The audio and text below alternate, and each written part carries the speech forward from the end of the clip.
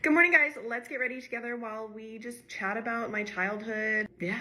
And just share how I grew up. I can't remember which TikTok it was recently, but I did get a few comments asking about my relationship with my parents, childhood, background on all of that. That's kind of the point of this. Little disclaimer, I don't really remember a whole lot. I've been told that that's kind of like a trauma response. I have like core memories that I remember. That's pretty much it. I was born and raised in San Diego, California. I was an only child for the first 6 years of my life, which isn't that long, but it's long enough to remember a time being by myself. And from what I do remember of back then, like everything was fine. Normal, typical childhood. I remember when my mom was pregnant with my sister, my dad just adored her and thought she was the most beautiful, perfect woman to walk the earth. I just remember him commenting on how beautiful she was all the time. Really wasn't any alcoholism or toxicity present yet in our house. Things kind of started getting weird when my parents decided that it was time for my mom to be a stay-at-home mom and my dad was going to take on like the financial burden of providing for our family. And that's not my mom's fault. My dad kind of took it as an excuse to completely abandon all responsibilities of being a father because he paid for everything. Just a disclaimer, like financially, our childhood was fine. We weren't like extremely wealthy, but we weren't struggling. That doesn't mean that abuse and like a toxic environment wasn't present. My dad started drinking a lot more before he would come home from work and also at home. He had like a man cave set up in the garage with his own TV, a fridge, couch, all of his computers from work where he could like get work done. He would get off of work, go out to a bar, drink, drive home, be drunk at home. My mom would make dinner. Like none of us would really want anything to do with him because he was obnoxious.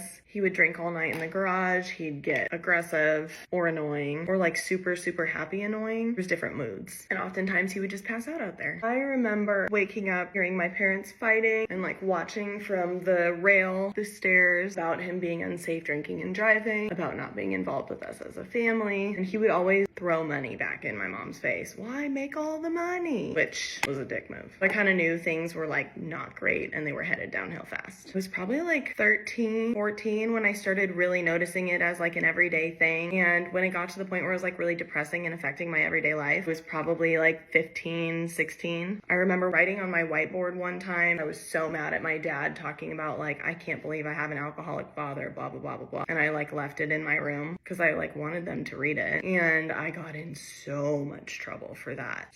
So much trouble. Screamed at. I don't think anything physical happened. It was really bad. In high school, I kind of just stopped like giving a shit because I felt like my parents didn't give a shit. I would go out and drink and party and I'd be out all night. I think I was like 15, 16 and just kind of being involved in situations that were just like in no way safe or acceptable for a 15-year-old. I never did drugs or anything, but I was drinking a lot, partying a lot because I just thought like, you know, my parents at home didn't give a shit. So this is fine. This is fun. So my friends like kind of sort of knew like what was going on with my parents, like my best friends, but not really. I do remember when Jake and I first started talking, I was having a really bad day and I was on my way over to a friend's house because I just didn't want to be around my parents anymore. Mostly my dad at that time. Like anything to do with my mom was just like typical mother-daughter teenage stuff. And I went to 7-Eleven, I got myself a bag of hot fries and a Slurpee because that was my like go-to comfort snack. And Jake was there and I was just so out of it that I didn't even see him. I just walked right by. 10 minutes later, he texted me. He was like, oh, burn. And I was like, what do you mean? He's like, I saw you at the 7-Eleven. And I was like, oh my gosh, I'm so sorry. I'm just having a really rough day. I didn't even see him. That was in like February of 2007. So I was 17 at this point. The drinking only escalated and got worse. He got more extreme in his emotions, made it very difficult to be around. My parents separated in May of 2007. So Jake and I had been dating for 3 months. It's like a really funny story, actually, how they separated, but I just don't know if I can share it. My dad actually had like a sense of humor. I was spending a lot of time over at Jake's house, but I wasn't quite living there yet. I remember calling him one night and just being so upset because my parents were in such a bad fight. I was fighting with them. They were fighting with each other. Everyone was fighting. By the way, I have a sister who's 6 years younger than me in all of this. So at that time she was 11, just watching everything. I think of Sawyer as a 10-year-old right now and I